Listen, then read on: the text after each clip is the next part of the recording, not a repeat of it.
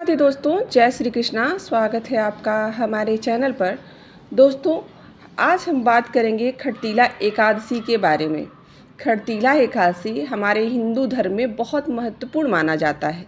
यह माघ मास के कृष्ण पक्ष की एकादशी तिथि को खरतीला एकादशी का व्रत रखा जाता है।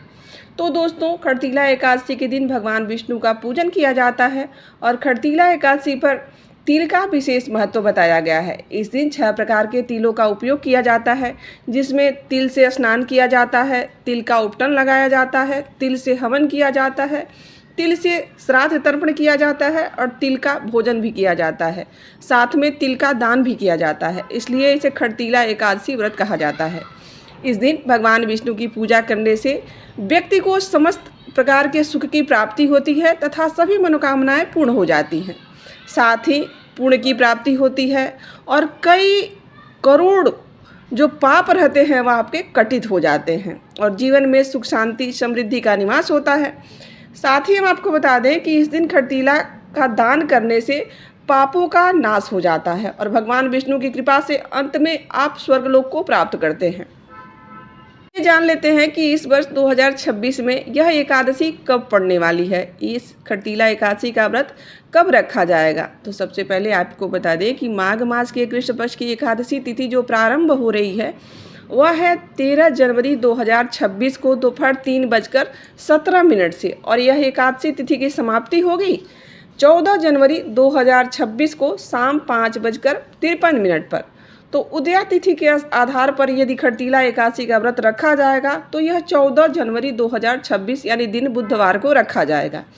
इस दिन विष्णु भगवान की पूजा का जो शुभ मुहूर्त हमें प्राप्त हो रहा है वह सुबह 7:15 से लेकर सुबह 9:53 तक रहेगा और खरतीला एकादशी का व्रत का पारण यानी अगले दिन 15 जनवरी 2026 को सुबह 7:15 से लेकर 9:20 के बीच में रहेगा इसके पारण का मुहूर्त। तो इस बीच में आप पारण कर सकते हैं।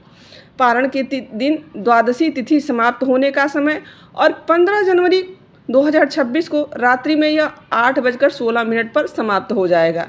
तो दोस्तों, इस व्रत में नियम होता है कुछ, चलिए जान लेते हैं इन नियमों के बारे में।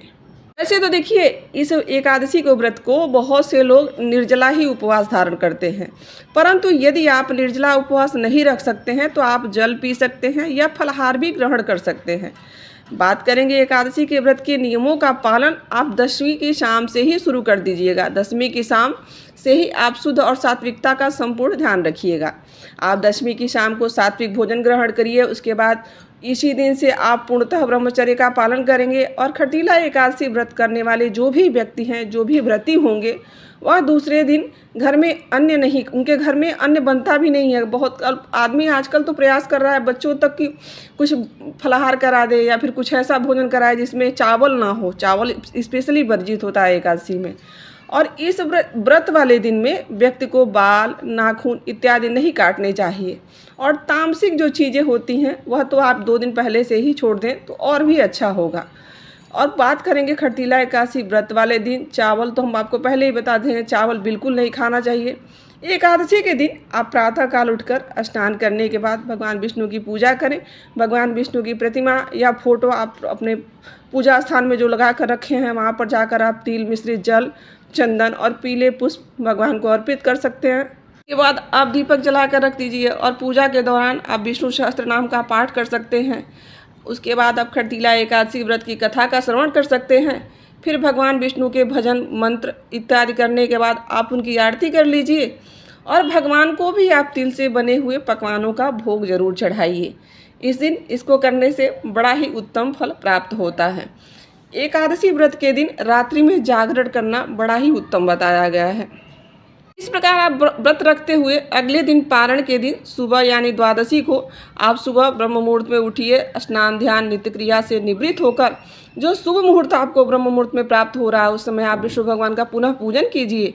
उसके बाद आप किसी ब्राह्मण या गरीब को भोजन करा के या दान दक्षिणा जो भी आप जिसमें समर्थ हों आप उसको देने के बाद फिर आप एकादशी का व्रत तुलसी के पत्तों या गंगा जल ग्रहण करके इसका पारण कर सकते हैं। उसके बाद आप विष्णु भगवान पर चढ़े हुए जो प्रसाद भोग हैं उसे खाकर आप इसका पारण इससे भी कर सकते हैं।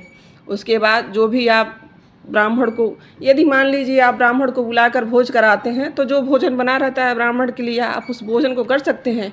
या फिर यह संभव नहीं हो तो आप ब्राह्मण को एक आदमी के खाने भर का सीधा दान करके, यथाशक्ति हो सके उस पर दान दक्षिणा देकर, और तब आप पुनः अन्न ग्रहण कर सकते हैं।